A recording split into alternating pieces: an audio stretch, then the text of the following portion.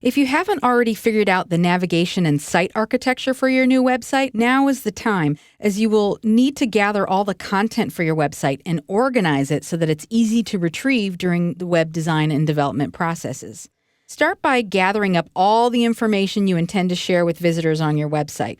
You may have already pulled together some brochures and product flyers, service listings, fact sheets, reports, and bios, and other data that you think is relevant. Some of what you gather should definitely go on the site, but you may not need to publish everything, so sort through your materials and determine what to keep and what can go.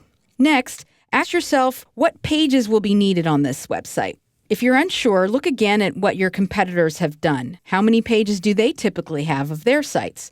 Be sure to pay attention to the pages accessible through a navigation menu, as well as pages only accessible by a special button or link. Here's a list of common pages found on most websites: Home, About Us, Contact, Products or Services. You might also see things like Portfolio or Menu, Clients or Customers, News, Press Releases, Calendars, Events. Once you determine what pages you need, organize your content into separate piles. This will become the basis of your navigation menu.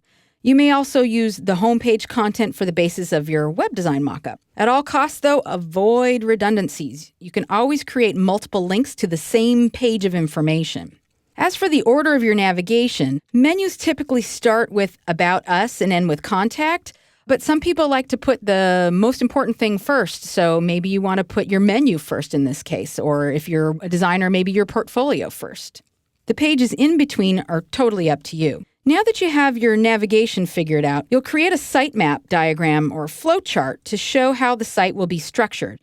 This is what we call the site architecture. Sitemaps typically have the home page listed on the top, which is then linked to the main pages that will appear on the navigation menu. Then any sub-pages, if there are some, will be listed underneath those main pages. Another helpful step is to determine what static content will appear on every page of the website.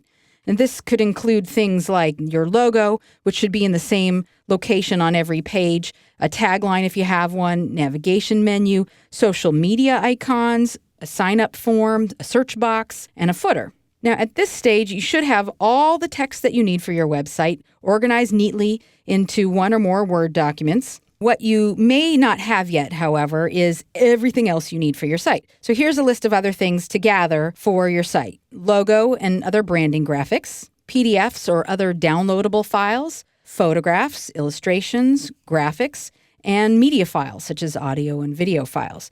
Now remember, to avoid violating any copyrights, make sure that all the graphics on your site are either original or that you have obtained the rights to use them.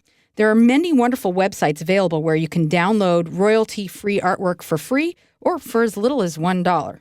And above all, choose supporting graphics that support your site's goals.